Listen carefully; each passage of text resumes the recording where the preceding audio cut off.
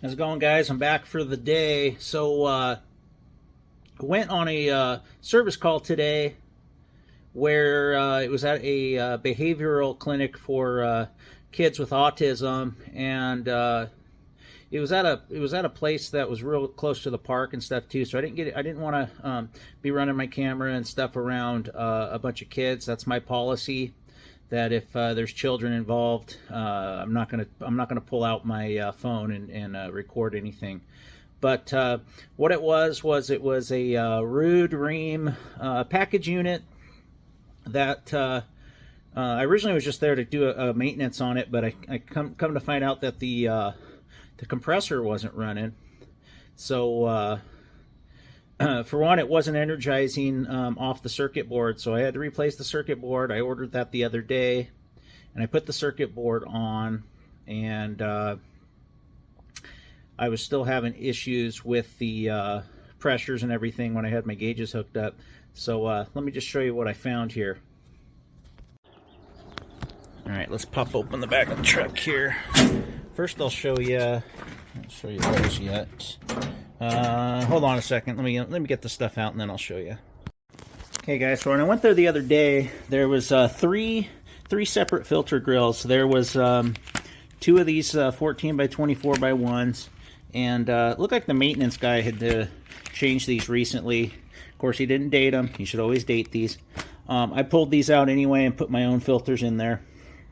And then there was also a 14 by 14 filter grill that didn't have anything in it, so I couldn't get one right off the bat at the store, so I just cut one of these down and made it a 14 by 14. So I got those swapped out. Well, I came today, got that circuit board swapped out, and let me show you.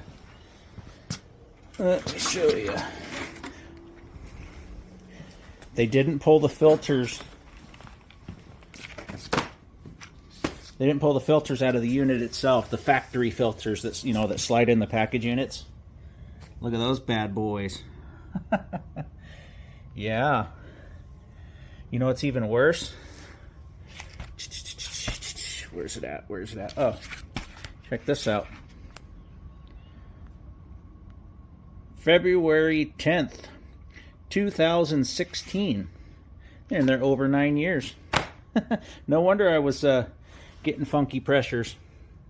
She was maxing out on high head. So I got those swapped out, and everything was looking good. Went ahead and did my maintenance, did my startup, checked all the components out, and we were fine. So yeah, kind of funny. I bet you they changed these filter grill filters at least 30 times probably, or well, who knows how often they changed those, but they changed them many times. Didn't realize these guys were in there continuously collecting crap for 9 years. But yeah, that's what 9 years will do to a filter. Anyway, yeah, got to change your filters, guys. Or don't forget where your filters are at. So anyway, I got that taken care of, and then went around, did an airflow check and everything. I checked it in heating, I checked it in cooling, I checked it in emergency heat. You always want to do that. Check it in all its functions. Check fan on, make sure that that's working. If they want to just run the fan continuously, which I talked to her about, but also letting her know that'll kick her filters up quicker, and it'll run her electricity bill up a little bit. But yeah, so after I got done with the package unit, it was a package heat pump, a Rude heat pump. She wanted me to take a look at her water heaters. She says that the water coming out's way too hot, and with the kids, the autistic kids that they have in there, those kids will run around like crazy and turn stuff on. So good chance they could scald themselves. So whoever set those things at scalding temperatures, shame on you for doing that.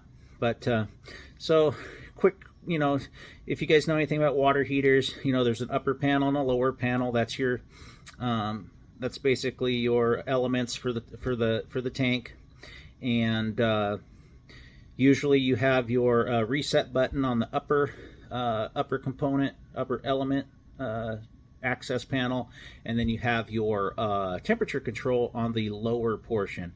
So what I don't like about electric water heaters is they no, they don't put temperatures on them, you know, for adjusting the dial on your temperature control. There's a slot that says very hot and there's a slot that says hot. Well, that's very subjective, because you know, what's very hot to one person isn't very hot to another, and what's hot to one person isn't hot to another. So both of them were set at hot, and I'm like, well, that's usually about 120 degrees, which is your, you know, residential recommendation on temperature, not to scald children.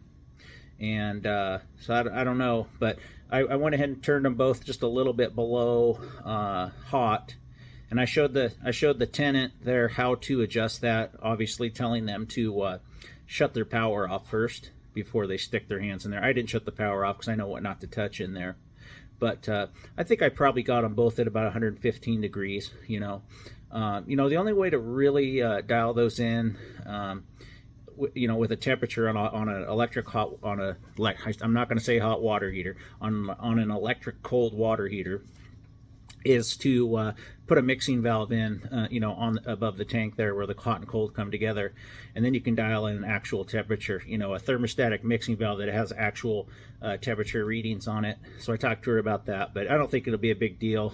I showed her how to adjust if it's still too hot or it's too cool now. So anyway, that's what I did today. Fixed up that Rude heat pump for them, that packaged heat pump. Everything looked halfway decent. I believe the date on it was 2010. So you know, hopefully they can get some more time out of it. You know, some of the stuff that I saw on it, I know some of the companies would have came in and probably told her, "Hey, we should probably think about replacing this thing soon." And I don't even talk about that, especially on a commercial property. You're going to have a hard time getting those change outs most of the time, and you know, they'll just find another company to come in and limp it along. So fix that, got their water heater, water temperature adjusted for them, and she's happy. So that's what I did today. And tomorrow, so I've got my brother back working with me. I'm installing his system. Within the next week or two, we're going to get his gas furnace. I'm doing an 80% two-stage gas furnace, and the primary source of heat is going to be a Bosch heat pump. So it's going to be a dual fuel. We're changing out an old 80% gas furnace he has and a straight AC. So that'll be fun to do. Going to fix it all up, get a new drain pan in there, get all the proper safeties, the wet switches and stuff on there. His old system did not have. But we made nice with each other.